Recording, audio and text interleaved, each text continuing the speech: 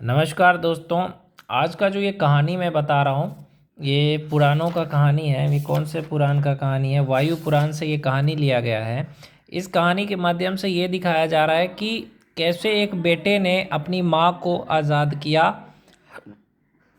किस तरीके से एक बेटे ने अपनी माँ को गुलामी की जंजीर से बाहर किया। तो चलो इस वीडियो को अच्छे से देखना और कहानी को समझना। दक्ष प्रजापति की दो कन्याएं, एक कद्रु और विनीता, कश्यप ऋषि को ब्याही गई थी। ऋषि पत्नी होते हुए भी कद्रु विनीता से द्वेष भाव रखती थी। वह विनीता से अपने को श्रेष्ठ समझती थी। वह हमेशा इस अवसर की खोज में रहती थी कि कोई अवसर आए और शर्त लगाकर विनीता को हटाकर उसे सौत के स्थान पर अपनी दासी बना ले। जो कद्रू थी वो चाहती थी कि विनीता को मैं दासी बना लूं, अभी तो वो सौत थी। संयोग से एक दिन उच्चैश्रवा घोड़ा, जो बिल्कुल ही श्वेत रंग का था, आश्रम के आगे से निकला। कद्रू ने विनीता से कहा, बहन बताओ तो यह घोड़ा किस रंग का है? विनीता ने कहा, यह तो सिर पूंछ से पैर तक बिल्कुल सफ़ेद रंग का है। कद्रू ने कहा, थोड़ा श्वेत रंग का है पर इसकी पूंछ काली है। आओ हम तुम शर्त लगाएं, यदि तुम्हारी बात ठीक है तो मैं तुम्हारी दासी होकर रहूंगी, अगर मेरी बात सही हो तो तुम मेरी दासी होकर रहना।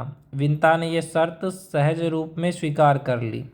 शर्त स्वीकार करने के बाद दोनों अपने घर चली गई।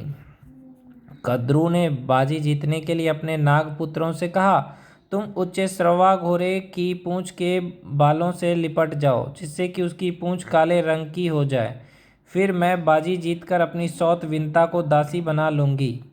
जो कद्रू थी, इसने अपने नागपुत्रों से कहा कि जाओ, मतलब घोड़े के पूंछ में लटक जाओ, जिससे कि पूंछ काला लगेगा और मैं जीत जाऊंगी। और जो विनीता है, कद्रू ने कहा, इससे विनीता क्या हो जाएगी? उसकी दासी हो जाएगी। कद्रू के कुछ नागपुत्रों ने उसकी बात मानकर वैसा ही किया, पर जिन पुत्रों ने माँ के इस छल का विरोध किया, उन्हें कद्रू ने शाप दे दिया कि माँ का मान न रखने तथा आज्ञा पालन न करने के कारण भविष्य में होने वाले जन्मेजय के सर्प यज्ञ में तुम सब भस्म हो जाओगे। दूसरे दिन उच्चैश्रवा घोड़ा जब आकाश मार्ग से जा रहा था तो कद्रू ने विनीता को बुलाकर कहा, बहन देखो, घोड़ा जा रहा है। वह सफ़ेद रंग का तो है पर उसकी पूंछ काली है। विनीता ने देखा कि सचमुच घोड़े की पूंछ काली है। उसे पता नहीं लगा कि कद्रू के बेटे काले नाग छलपूर्वक उसकी पूंछ से लिपट गए थे। विनीता बाजी हार गई और कद्रू ने उसे दासी बना लिया। विनीता बहुत उदास रहने लगी। उसका एक ही बेटा था गरुड़, यानी जो विनीता थी अब वो दासी हो गई कद्रू की। और उसका एक ही बेटा था गरुड़, जो बहुत ही तेजस्वी और शक्तिशाली था। माँ को हमेशा उदास रहते देख एक दिन उसने पूछा, माँ क्या बात है? मुझ जैसे पुत्र की माता होते हुए तुम्हें क्या कष्ट है? क्यों हमेशा उदास रहती हो? मुझे बताओ, मैं तुम्हारा दुख दूर करूँगा। सोचो, ऐसा बेटा था गरुड़ जो माँ से कहता है कि तुम्हारा क्या तकलीफ है, मुझे बताओ, मैं तुम्हारा दुख दूर करूँगा। विनीता ने कहा, पुत्र क्या बताऊँ, कद्रू के बहुत सारे बेटों ने माँ के साथ मिलकर मेरे साथ छल किया। और उच्चैश्रवा घोड़ा, जो कि सिर से पैर तक धवल श्वेत रंग का है, उसकी पूंछ से उसके काले नाग बेटे मायावी रूप बनाकर बाल जैसे होकर पूंछ से लिपट गए और पूंछ काली दिखने लगी। बस मैं बाजी हार गई और कद्रू की दासी के रूप में जीवन बिता रही हूँ। गरुड़ ने पूछा, माँ इस दासी तत्व से मुक्त होने के लिए कद्रू तथा उनके बेटों की कोई मांग या शर्त तो अवश्य होगी। विनीता ने कहा, पुत्र उनकी बहुत दुर्लभ शर्त है। कहते हैं कि अमृत लाकर उन्हें देने पे वे मुझे तथा तुम्हें दास तत्व से मुक्त कर देंगे। तो कद्रू ने कहा कि मेरे और मेरे बेटे को अमृत लेके दोगे तो मैं तुम्हें दास से मुक्त कर दूंगा। विनीता और उसके बेटे गरुड़ को मुक्त कर देंगे। तो अमृत तो देवों के पास बहुत सुरक्षित स्थान पर रखा है, उसे पाना और लाना दुर्लभ है। गरुड़ ने कहा, माता आप आशीर्वाद दीजिए, मैं काल के मुख से भी अमृत लाकर तुम्हें दास तत्व से मुक्त कराऊंगा। ऐसा कहकर माता विनीता तथा पिता का आशीर्वाद लेकर वे आकाश मार्ग से इंद्रलोक के लिए उड़ चले। रास्ते में बड़ी बाधाएं और कठिनाइयां आई, पर गरुड़ ने हिम्मत नहीं हारी और वे इंद्रलोक के निकट पहुंचते जा रहे थे। उनके आगमन के पूर्व ही इंद्रलोक में उत्पात होने लगा। इंद्र तथा अन्य देवताओं को लगा कुछ अनिष्ट होने वाला है। उन्होंने गुरु बृहस्पति से पूछा, गुरुदेव इंद्रलोक में यह सब क्यों हो रहा है? गुरु बृहस्पति ने कहा, विनीता नंदन गरुड़ अमृत लेने के लिए आ रहे हैं। वे अपनी असाध्य शक्ति से कुछ भी कर सकते हैं। उनमें अमृत हरण कर लेने की अपार शक्ति है, इसलिए सावधान होकर अमृत घट की रक्षा करो। गुरु बृहस्पति ऐसा कह ही रहे थे कि प्रबल आंधी के समान गरुड़ ने देवलोक में प्रवेश किया और उनके पंखों की हवा से इतनी धूल उड़ी कि देवता उन्हें देख ना सके। सारा देवलोक कांप उठा। गरुड़ उसी वेग से उस स्थान पर पहुंचे जहां अमृत घट रखा था। उसकी रक्षा के लिए नियुक्त सभी पहरेदारों को अपनी चोंच और पंजों के आघात से उन्होंने विदीर्ण कर दिया और अमृत घट लेके उड़ चले। उनके चले जाने के बाद जब कुछ शांति हुई तो इंद्र ने देखा कि गरुड़ तो अमृत घट लेकर चले गए। इंद्र बहुत घबराए, तुरंत गरुड़ का पीछा किया और अकेले इंद्र में यह हिम्मत कहाँ थी कि गरुड़ से अमृत छीन लेते। साथ चलते उन्होंने गरुड़ से प्रार्थना की, आप यह अमृत क्यों ले जा रहे हैं? आप इसे जिसे पीने को देंगे वे देवताओं को बहुत दुख देंगे, इसलिए आप स्वयं अपने लिए लेकर बाकी मुझे लौटा दीजिए। मैं आपसे मित्रता करना चाहता हूँ, आप मुझसे मुँह मांगा वर लें।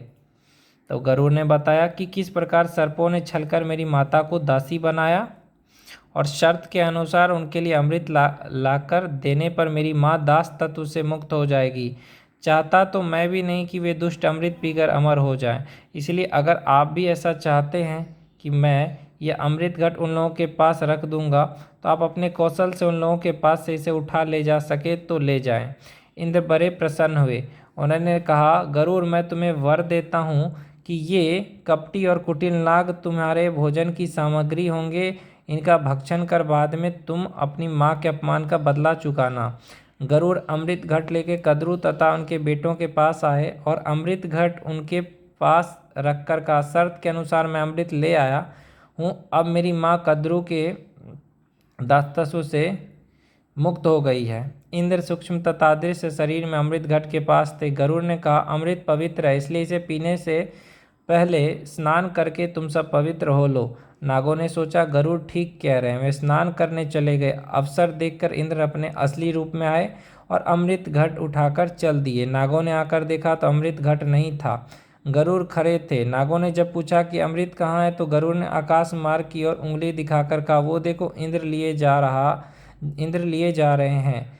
मैंने तो उनसे छीनकर तुम्हारे पास, देख लो इंद्र भाग रहा है अमृत लेकर के। ये गरुड़ जी और ये नाग लाकर रख दिया। शर्त पूरी की, उसकी रक्षा करना पीना तुम्हारा काम था, वह तुम नहीं कर सके। उनकी वस्तु है, साहस हो तो जाकर उनसे छीनो, अभी तो आकाश मार्ग में ही दिख रहे हैं। यह सुनकर नाग बड़े क्रुद्ध हुए। इंद्र का सामना तो कर नहीं सकते थे, सीधे गरुड़ पर झपटे। गरुड़ को इंद्र का वरदान मिल चुका था। गरुड़ ने एक एक कर उन सारे नागों को खा लिया। इस प्रकार अपने साहस, बल और कौशल से गरुड़ ने अपनी माता को दास तत्व से मुक्त कराया और छली कपटी नागों को अपने दुष्ट स्वभाव के कारण अपने प्राण गंवाने पड़े। इस कहानी से ये शिक्षा मिलती है कि अगर आपकी माँ गुलाम है अपने परिवार के, या आपकी माँ जो गुलाम है, किसी किसी की माँ या पिताजी गुलाम है, तो उनको मुक्त कौन कराएगा? पुत्र कराएगा। तो पुत्र का ये धर्म है कि अपनी माँ बाप को गुलामी की जंजीर से मुक्त करवाएं। भगवान श्री कृष्ण ने भी किया, अपने माँ बाप को जेल से आज़ाद करवाया। तो ये चीज़ आप सीखें इस चीज़ से, इस कहानी से।